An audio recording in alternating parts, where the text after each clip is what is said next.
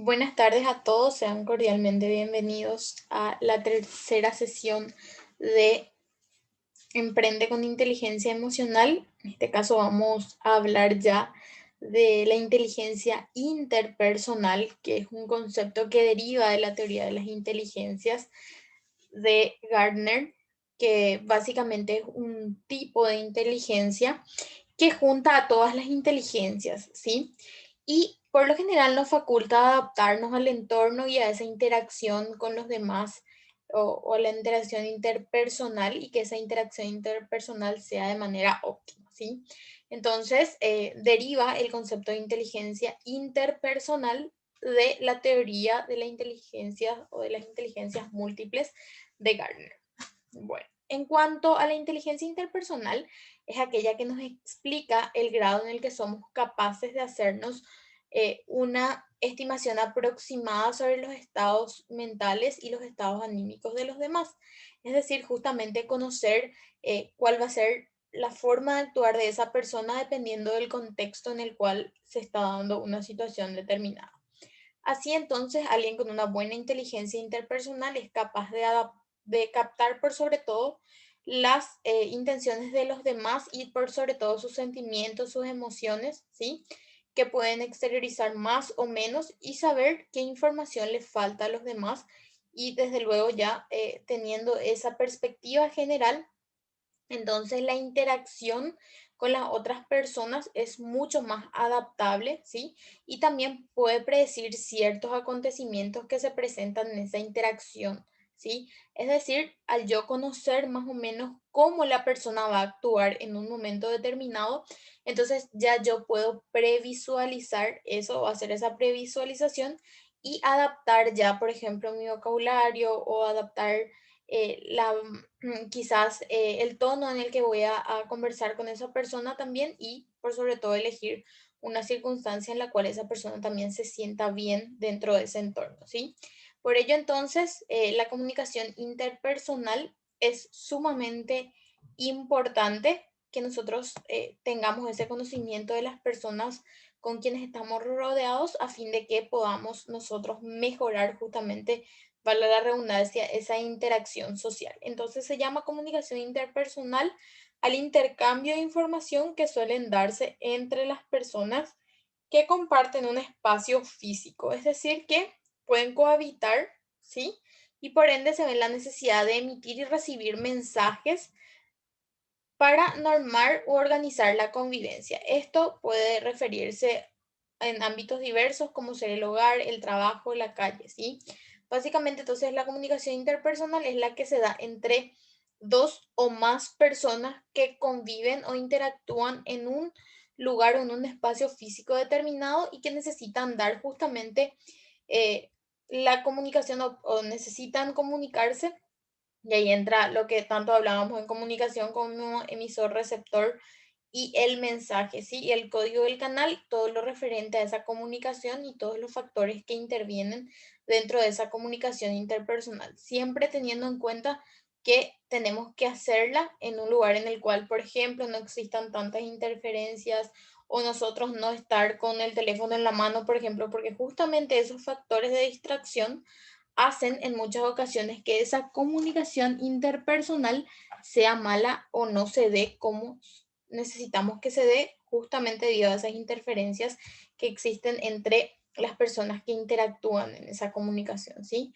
Entonces, cuando se habla de la comunicación interpersonal, no solo se alude a lo verbal o al lenguaje verbal, sino también entra a tallar mucho lo que sería el lenguaje no verbal, es decir, todos los gestos, ademanes que nosotros podemos hacer dentro de esa contextualización de la comunicación, y en ese momento también nosotros quizás podemos emitir algo en nuestra boca y nuestra forma de actuar o nuestro lenguaje no verbal no condice con lo que estamos diciendo en el lenguaje verbal. Entonces siempre también eso es muy importante tener en cuenta. Entonces, está claro que los seres humanos nos distinguimos justamente de los animales por la capacidad que nosotros tenemos de organizar y comunicar nuestra realidad mediante un sistema de signos representados sonora y gráficamente, es decir, el lenguaje hablado y también el lenguaje escrito, ¿sí? Pero no es exclusivamente a través de este mecanismo que nosotros podemos transmitir información. Por ejemplo, la comunicación interpersonal influye también otros tipos como ser el código o la proxémica, que es el espacio personal, la pragmática, que es el espacio netamente contextual, como mencionaba anteriormente, también el lenguaje corporal, comunicación no verbal justamente, y otras formas de comunicación no verbal. Sin embargo, permiten que dos personas compartan ciertos sentidos y significados.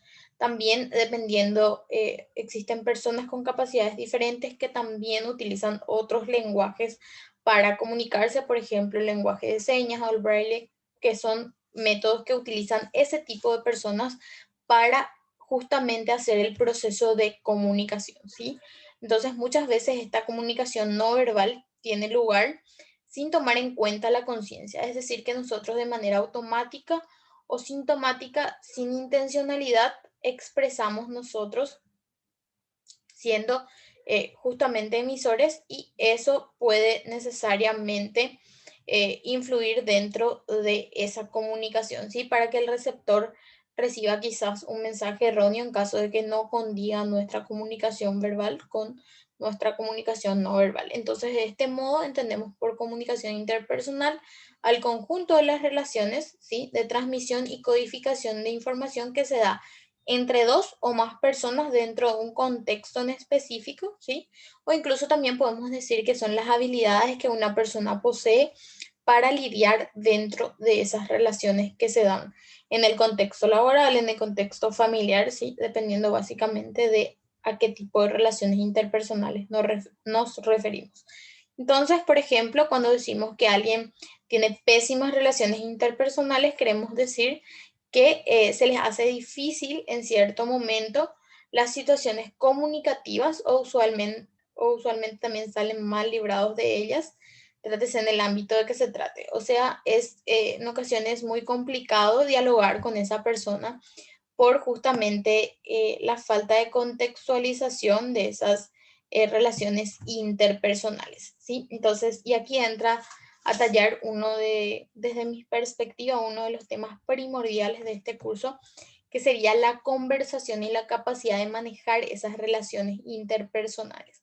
Entonces, dentro de esas relaciones es sumamente importante desarrollar ciertas habilidades que me permitan a mí que la comunicación se dé con éxito en esa relación interpersonal, es decir, esa relación con los demás que actúan dentro de un contexto determinado. Entonces se hace referencia a las habilidades de la escucha activa y la comunicación asertiva, que serían los factores fundamentales dentro del campo del emprendedurismo en particular, o yo como emprendedor debo necesariamente trabajar en mi escucha activa y en mi comunicación asertiva, pero también esto me ayuda ya en el amplio sentido de la vida y no solamente en el contexto emprendedor, ¿sí? Bueno, primeramente hablamos de la escucha activa, que desde mi perspectiva es uno de los temas más importantes y muy poco tocados actualmente, pero esa escucha activa es la técnica que ayuda a establecer un diálogo eficiente en el que el oyente puede interpretar y asimilar verdaderamente el contenido expresado por el hablante. Es decir, que el receptor, ¿sí?, pueda decodificar correctamente el mensaje. ¿Cómo yo escucho activamente? Únicamente cuando le presto atención a la persona que está hablando con los 5 sentidos puestos, ¿sí?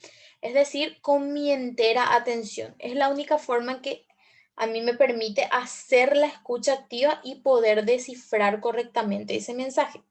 En ocasiones nos pasa que cuando una persona nos está hablando, nosotros estamos con el teléfono, estamos haciendo otra cosa al mismo tiempo y eso nos distrae, y por lo general no logramos interpretar el mensaje por completo, y a veces pasa que hacemos las cosas a medias porque justamente no prestamos la atención necesaria a esa persona que me estaba emitiendo un mensaje en particular. Entonces, la base teórica de esta técnica fue desarrollada por Rogers y consiste en el enfoque centrado en las personas. Es decir, que durante ese proceso de comunicación es común no absorber toda la información por el interlocutor, algunas veces por el exceso de contenido que puede llegar a presentar también el mensaje, y otras es justamente por la falta de concentración o la dificultad de analizar e interpretar lo que realmente se dice.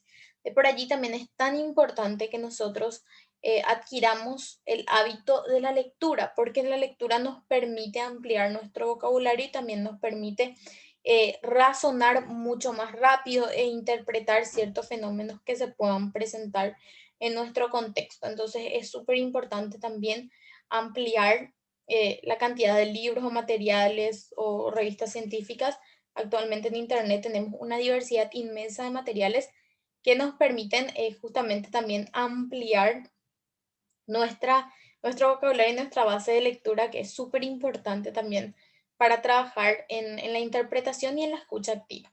Entonces, esa escucha activa intenta romper el ciclo de pocas interpretaciones mediante el desarrollo de ciertas habilidades de comunicación que garantizan un diálogo lineal y eficiente, y se puede aplicar, como mencionado anteriormente, no solamente en la vida profesional, sino también en la vida personal. La escucha activa va a permitir que muchos de los problemas que pueden llegar a surgir en nuestra vida se solucionen gracias a que nosotros prestemos únicamente atención a las personas que nos están hablando y entender o poder interpretar el contenido de ese mensaje que nos están queriendo transmitir. Entonces, luego se debe aprender a desarrollar un interés genuino en lo que dice el interlocutor, y eso es lo que nos permitirá a nosotros entablar una conversación y evitar también las distracciones que impiden la absorción de información y de contenido relevante durante todo el proceso.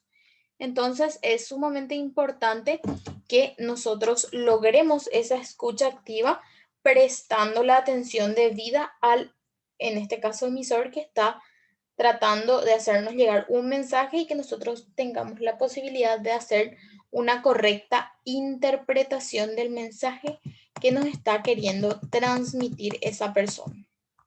Entonces, el lugar de trabajo o dentro de nuestro lugar de trabajo, la escucha activa puede utilizarse en el proceso de comunicación con los clientes, con los consumidores potenciales, y también en las reuniones y en los feedbacks que se dan dentro de la oficina continuamente, ¿verdad? Por lo general, cuando nosotros usamos escucha activa en la relación, en la comunicación con nuestros clientes, eso nos permite la fidelización de ese cliente. Es decir, que el cliente continuamente confíe y nos compre, ¿sí? Y los consumidores potenciales justamente son los consumidores que pueden llegar a comprarnos en algún momento. Si nosotros practicamos escucha activa, entonces vamos a saber específicamente qué busca ese cliente y poder satisfacer su necesidad, y de acuerdo a eso también lograr que compre de nosotros y lograr la fidelización también de ese cliente potencial que puede llegar a nosotros justamente gracias a esa escucha activa que realizamos. Entonces, a través de la escucha activa, a través de una comunicación clara y efectiva, puede responder a muchísimas preguntas y por sobre todo también a reducir los conflictos. Ayudará también a mejorar y fortalecer las relaciones con la audiencia de la empresa y también con los profesionales que trabajan en ellas. La escucha activa sirve muchísimo también para lo referente al trabajo en equipo. Es decir, cuando nosotros estamos trabajando con nuestros compañeros de trabajo, valga la redundancia, y la escucha es realmente activa, entonces el mensaje va a llegar correctamente. Y también, seguro en algún momento a ustedes les habrá pasado que viene una persona, nos da unas directivas en concreto, y si estamos muchos en el equipo, siempre uno sale a preguntar algo o parte de ese mensaje que ya fue transmitido, y la persona tiene que volver a repetir. Justamente eso se refiere a que la persona que hizo una consulta, estando ya eso dentro de la directiva, quiere decir que esa persona específicamente no hizo una escucha activa. Es decir, no estaba prestando la atención debida, y por eso no pudo decodificar correctamente el mensaje, ¿sí? Entonces es importante que, siendo nosotros emisores, seamos claros en la transmisión del mensaje, y siendo nosotros receptores, practiquemos la escucha activa para poder decodificar correctamente el mensaje que están queriendo transmitirnos. ¿Cuáles serían los beneficios que obtenemos con la escucha activa? Bueno, Como mencionamos, la escucha activa nos permite o nos brinda beneficios notables no solamente en nuestra vida cotidiana, sino también en el universo corporativo, es decir, cuando nosotros estamos trabajando en un lugar, ¿sí? Entonces, cuando pensamos en aplicar estos conceptos internamente en una empresa, debemos considerar que tiene muchísimas ventajas y que eso también puede impactar por sobre todo en la rutina de ese trabajo en equipo, como mencionaba anteriormente, ¿sí? Y cómo va a ayudar al equipo justamente esa escucha activa. Primeramente, ayuda a promover esa relación interpersonal tan importante, ¿sí? Entonces, el primer beneficio importante es la creación de una relación interpersonal mucho más completa en la que yo pueda comunicarme de una forma más clara, más efectiva, ¿sí? Con cualquier persona absorbiendo siempre toda la información y el contenido relevante que esa persona me está dando a mí, ¿sí? Y me ayuda también a la relación con el equipo, con los clientes y con los prospectos, ¿está bien?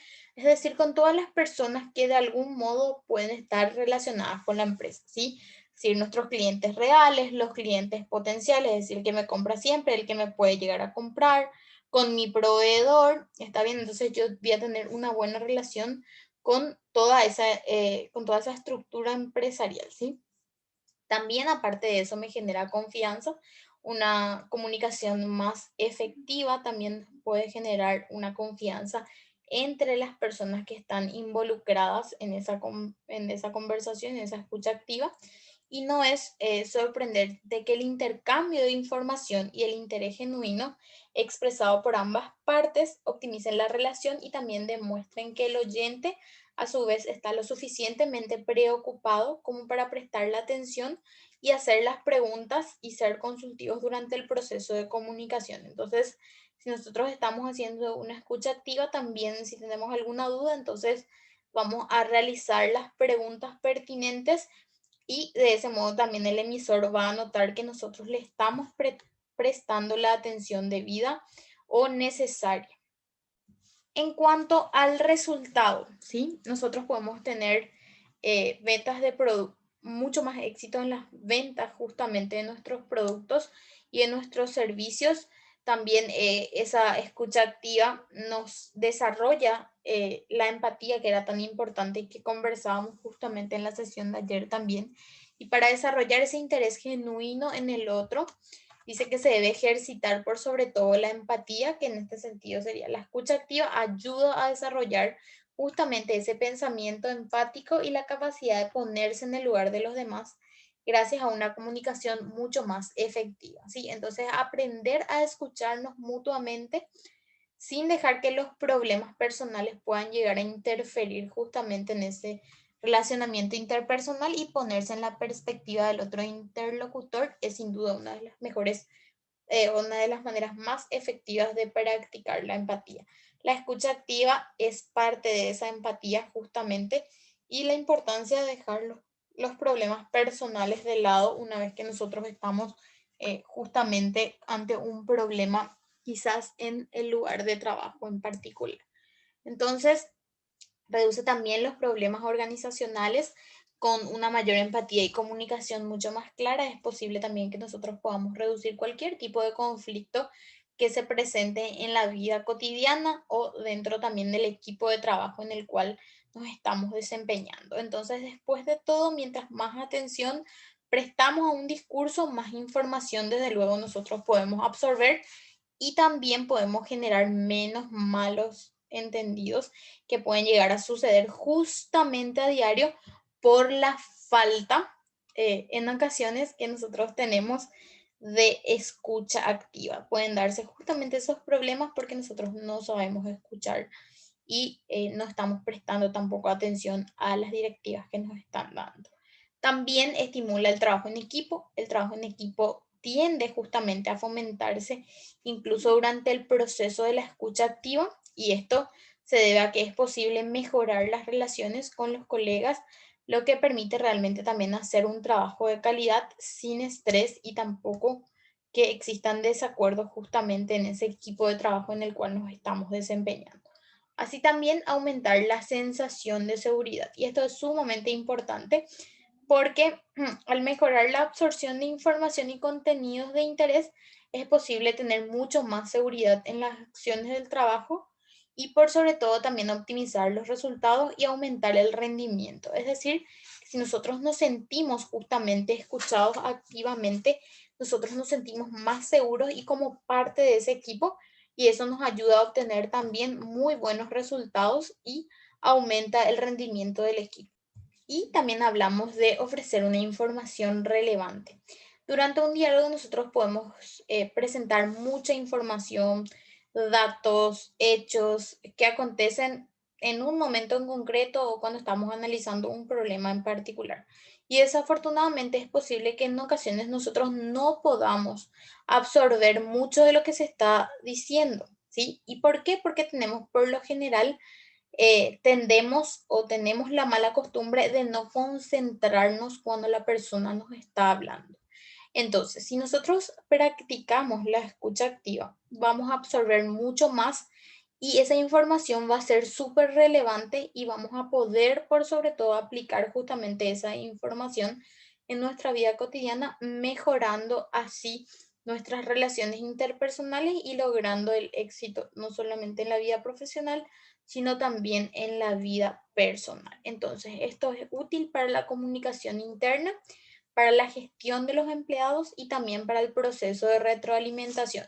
Esto es súper importante. El proceso de retroalimentación justamente es visualizar todo lo que hicimos, es decir, volver hacia atrás y ver en qué momento o en qué lugar yo quizás cometí algún error y cómo puedo en algún momento volver a repararlo para que, o reparar ese error o por sobre todo pretender que la próxima ocasión no vuelva a ocurrir. Entonces, por eso es tan importante esto, ¿sí? Así entonces como los procesos de venta externa, donde los clientes y los prospectos pueden agregar una información valiosa sobre las mejoras, fortalezas y debilidades de nuestro negocio. Entonces es importante prestarle mucha atención por sobre todo al cliente final, que sería el que está recepcionando o comprando nuestro producto, y también a los proveedores que nos están dando los insumos para poder producir. Entonces, a través de eso, de ese proceso de retroalimentación que hacemos, debemos usar por sobre todo la escucha activa para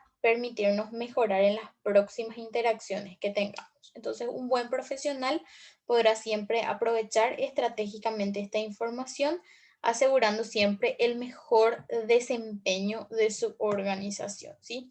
Entonces, ahí hablamos un poco de lo que sería la escucha activa y de qué tan importante es esta escucha activa en la relación interpersonal. Y ahora vamos a hablar de la comunicación asertiva. Y esta también es una habilidad social que tiene una directa relación con la forma de expresarnos conscientemente, ¿sí? Mediante la cual nosotros manifestamos nuestras ideas, nuestros deseos, sentimientos, opiniones, derechos, pero lo hacemos de una forma clara, directa y por sobre todo congruente, equilibrada, honesta y respetuosa. Es decir, la comunicación asertiva no debe herir o perjudicar a la persona, ¿sí?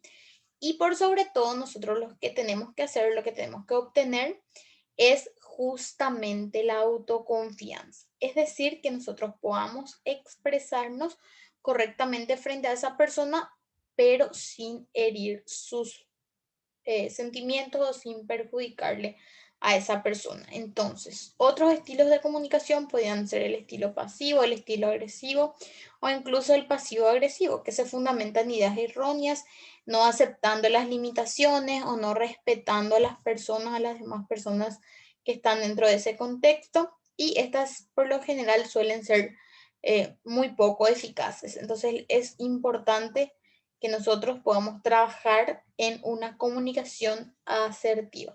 Es decir, lograr la interacción, pero de una forma a la que no le daña a la otra persona, reitero.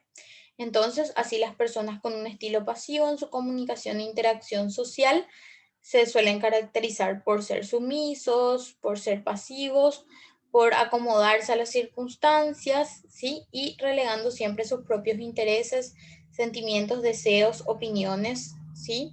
Por lo general, esa persona trata de, para quedar bien, entonces él guarda mucho de lo que sabe o de lo que siente, ¿sí? Y el estilo agresivo sería el que se caracteriza por no respetar los derechos de los demás, sus sentimientos, sus intereses, ¿sí? Y en ocasiones puede incluso ya ser un lenguaje provocador, humillante o incluso ofensivo.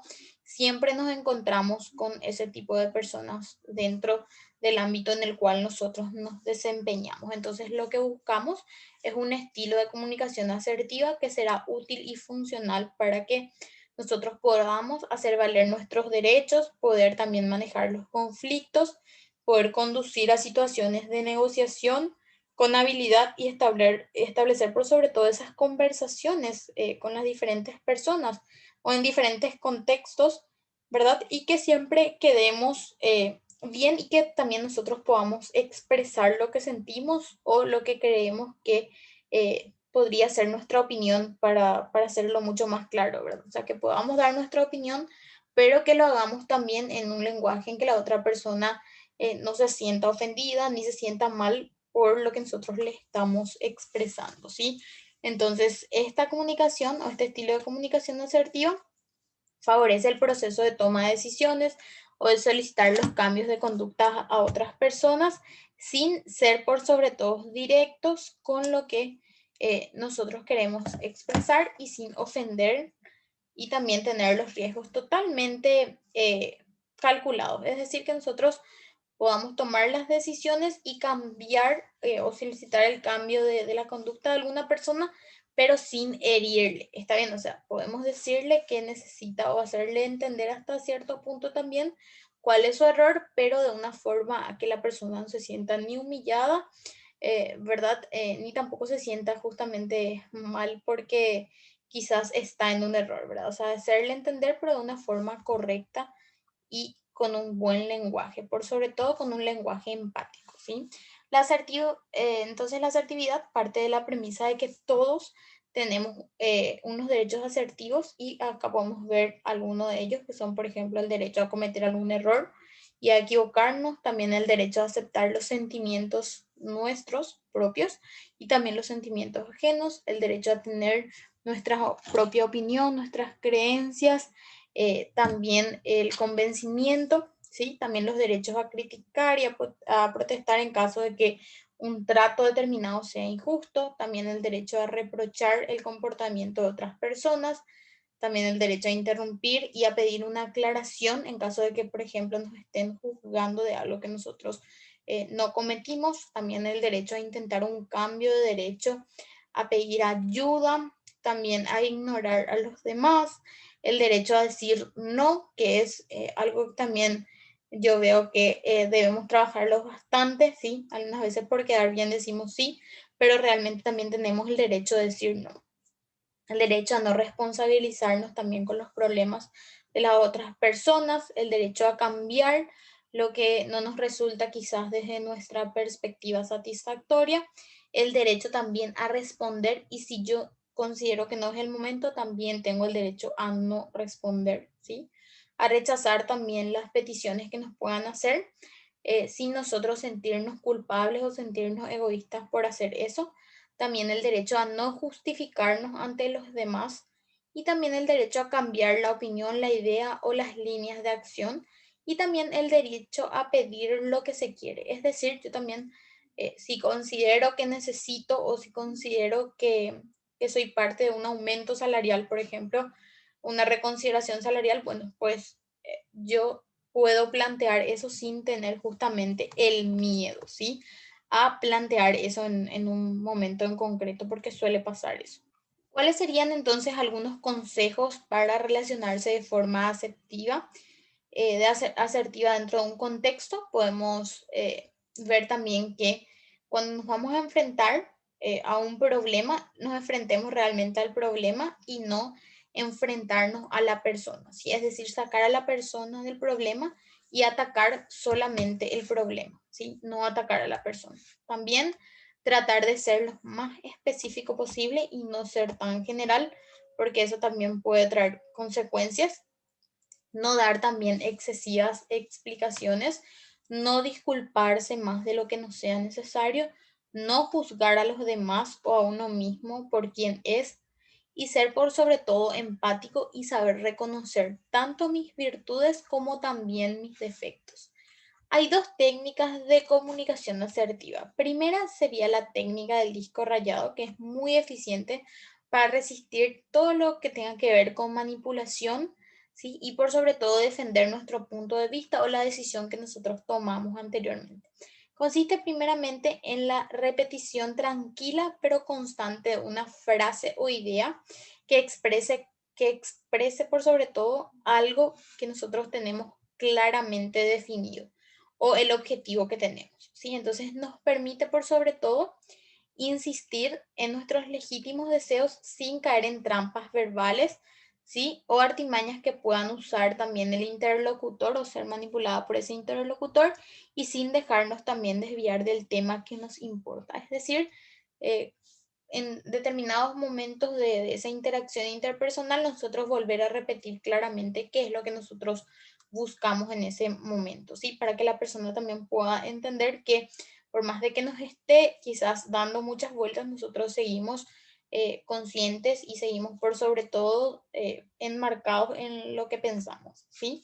Y el otro sería la técnica del banco de niebla, que consiste en encontrar algún punto de acuerdo con el que tu interlocutor está diciendo o demandando, pero sin ceder en nuestros argumentos.